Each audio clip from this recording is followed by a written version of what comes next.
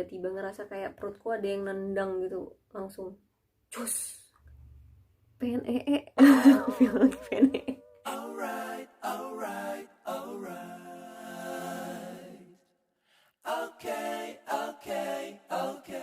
Hai, balik lagi sama aku Riri. Ya, aku mau cerita pengalaman aku lahiran. Jadi sebelumnya aku mau cerita dulu kalau sebenarnya aku itu sudah lewat 4 hari dari hari perkiraan lahirku. Itu dari tanggal 9 HPL-nya 9 Februari. Aku baru lahir itu tanggal 13 Februari baru lahirannya. Jadi awalnya itu 1 hari sebelum lahiran aku masih jaga malam di IGD Puskesmas. Dan karena memang lagi hamil besar, suamiku ikut pada saat itu. Singkat cerita, jam tengah malam lah, dini hari jam 2 pagi aku kebangun karena mimpi ngompol. Dan pas aku cek memang ada sedikit cairan yang keluar. Saat itu aku belum ngeh kalau seandainya itu adalah air ketuban. Jadi aku lanjut tidur lagi, tapi pas aku mau tidur aku nggak bisa karena aku merasakan ada kontraksi-kontraksi kenceng-kenceng gitu perutnya. Kemudian aku inisiatif untuk pakai aplikasi kontraksi itu. Aku hitung kontraksinya setiap berapa menit, sekali kontraksi berapa menit, kayak gitu-gitu. Nah, dan singkat ceritanya lagi, kontraksinya itu ternyata makin lama makin sering, dan semakin lama frekuensi sekali kontraksinya itu. Habis itu aku bangunin lagi suamiku jam 4:30. Aku bilang kalau kontraksi makin sering, cuman karena dia malamnya tuh dia habis minum obat yang bikin ngantuk gitu, jadi dia sadar nggak sadar gitu ngejawabnya. Dia bilang ya udah nggak apa-apa, terus dilanjut tidur lagi. Ya udah, karena aku udah nggak tahan juga kan, aku menghitung kontraksi itu dari jam 2 pagi sampai jam setengah 5, walaupun sesekali itu kan, cuman aku melek terus tuh jam segitu. Jadi karena itu ya sudah, aku ngantuk dan tidur aja deh jam setengah 5-nya itu. Aku bangun lagi jam setengah 6 untuk sholat dan sambil sekalian persiapan pulang dari puskesmas. Paginya itu aku sempat minta VT kan sama kakak bidan, Kak Farida di sebelah. Kebetulan ada poneknya juga. Jadi aku periksa, dan kata Kak Farida itu pembukaan 1 udah, pembukaan 1 longgar. Tapi karena aku merasa masih fine-fine aja, kontraksi kencang-kencangnya itu nggak yang sakit banget kayak gitu. Jadi aku putuskan untuk pulang ke rumah dan istirahat. Pas di rumah kayak biasa tuh tidur lagi kan habis jaga malam. Nah, aku itu bangun jam 10 atau jam 11 gitu karena ngerasa perutku aduh makin makin sakit gitu kan. Terus tapi ya udah, aku cuman bilang aja ke suamiku, dan aku juga udah nggak ngitungin kontraksinya lagi sih pakai si aplikasi itu. Jadi ya udah biarin aja kayak gitu, mengalir aja. Terus tiba-tiba jam 12 kurang 10 kisaran, jam 12 siang, aku tuh ngerasa pas lagi duduk di tempat tidur lagi sama suami, tiba-tiba ngerasa kayak perutku ada yang nendang gitu, langsung cus, kayak misalnya ini balon nih, tiba-tiba cus, abis itu langsung pecah nih balonnya, kayak langsung rembesannya itu nggak bisa ditahan banget. Kayak kalau ngompol kan kita masih kerasa ya ngompolnya bisa ditahan lah, ini nggak sama sekali bisa ditahan, dan dia ngalir aja gitu airnya. Terus aku mikir langsung, wah pecah ketuban beneran nih. Aku punya kertas lakmus, terus aku cek aja.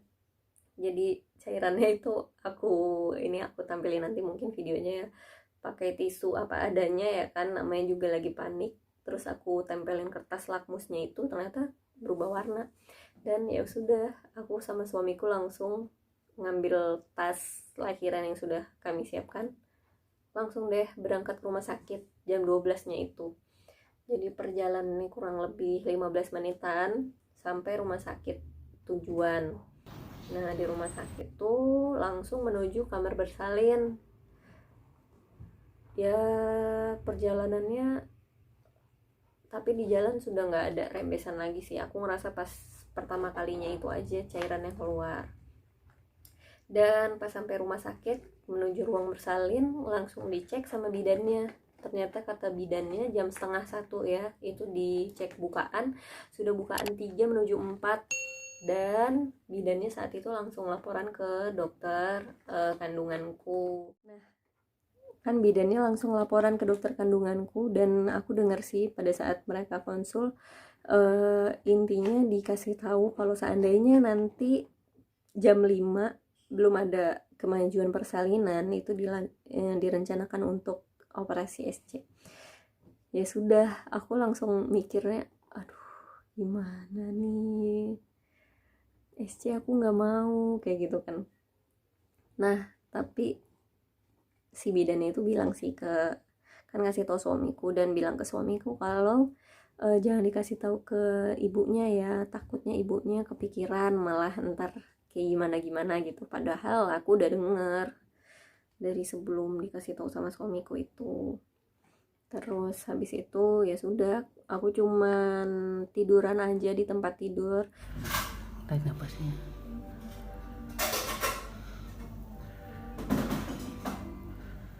Oh ya, pada saat itu kan aku bawa jimbol. Nah jimbolnya itu kebetulan nanya ke bidan, dan bidannya nggak menyarankan untuk aku bergerak kemana-mana, apalagi pakai jimbol, karena ketuban pada saat VT periksa dalamnya itu air ketubannya sudah kering hampir habis kayak gitu, sudah sedikit lah. Terus ya sudah, cuman disarankan untuk di tempat tidur aja. Dan posisiku saat aku bukaan 3 menuju 4 itu, posisiku dari awal aku miring ke kiri dan gak berubah-berubah. Karena memang udah sakit sih, udah sakit di situ. Sakitnya itu gimana ya, kayak dia kan pas lagi timbul sakit sakit, pas lagi enggak gitu ya. Pas sakitnya itu aku gambarin misalnya angka 0 sampai 10 ya, sakitnya memang 9, 8, 9 ya kayak gitu tingkat nyerinya itu. Habis itu ya sudah, aku kan memang pada saat aku ada ikut kelas yoga ya, pada saat kelas yoga memang dikasih tahu ketika lahiran nanti kalau seandainya ada rasa pengen ngejan itu diusahakan jangan mengejan. Tapi gimana ya, ya ampun susah banget, nggak bisa ditahan rasa mengejannya itu, pengen ngejannya. Jadi rasa ketika penggambaran yang aku dapat ya, kalau seandainya pada saat kontraksinya itu datang, itu rasanya kayak pengen kayak gitu. Jadi emang bener-bener kayak menekan ke bawah banget gitu, menekan ke bawah seakan-akan pengen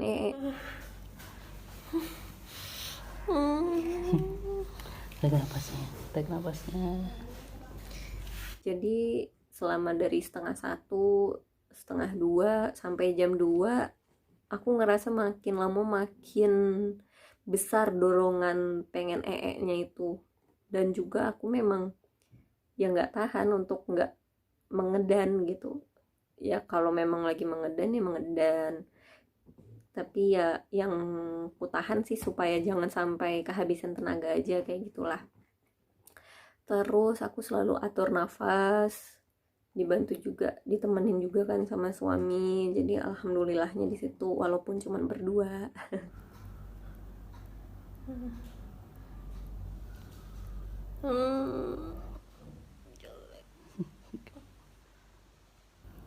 Habis itu jam 2.15 itu kakak-kakak bidannya kan mau pergantian shift. Jadi mereka itu datang ke ruangan bersalin sambil memperkenalkan diri kalau ini yang bakal meneruskan shiftnya kayak gitu kan. Habis itu ya sudah, kakak bidannya bilang kalau seandainya nanti dicek denyut jantung janinnya lagi ya bu, nanti juga apa, ibu pindah posisinya. Oh ya sudah, aku bilang. Terus kakak bidannya datang tuh bawa alat DJJ-nya kan, Bu bisa bu, posisinya telentang lagi badannya, jangan miring lagi, coba lurusin. Nggak kuat aku bilang, pengen aku bilang pengen terus habis itu ya udah, kakak bidannya mau DJJ tapi kontraksi terus gitu kan perutnya itu, nggak bisa kan, jadinya kakak bidannya itu inisiatif untuk apa, mau lakuin pemeriksaan dalam lagi, VT lagi. Pas kakak bidannya ngeliat, kakak bidannya bilang, loh ada kepalanya sudah katanya. Oh ya udah, langsung tuh, kita siap-siap lahiran ya bu, kata kakak bidannya gitu. Kakak bidannya manggil teman-teman yang lain, mereka bertiga saat itu. Ya sudah, mempersiapkan alat-alat sebagainya sambil persiapan lahiran, dan diarahkan untuk mengejannya seperti apa. Habis itu pada saat kontraksi datang, ibu mengejan ya, kata kakak bidannya gitu. Ya udah, pas kontraksi ya datang sekali, aku ngedannya ya memang pada saat seperti aku latihan yoga gitu ya, diajarinnya yang nggak usah bersuara, tarik nafas dalam-dalam dulu, kalau udah siap baru hembuskan kayak gitu, baru mengejan kayak gitu.